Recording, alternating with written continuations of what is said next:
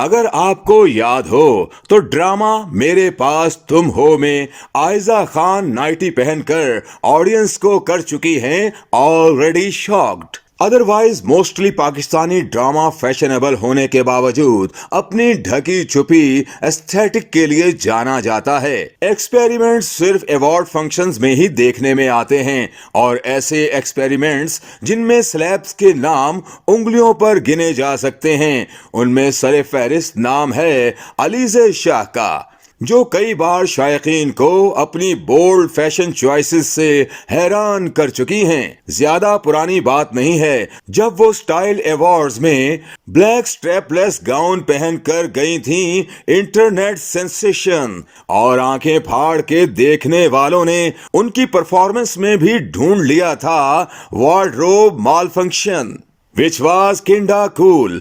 دراصل petite figure اور ان کا بھولپن ایسا کومبو ہے جس پہ ایسی چوائسز ولگر کی بجائے کیوٹ لگنے لگتی ہیں. ان دنوں وہ ڈرامہ سیریل تقدیر میں کام کر رہی ہیں اور جہاں انہیں موقع ملا انہوں نے مظاہرہ کیا اپنی اسی غیر معمولی سینس آف سٹائل کا. نائٹی پہنی اور شہر بھر میں گھومنے کے لیے نکل پڑی.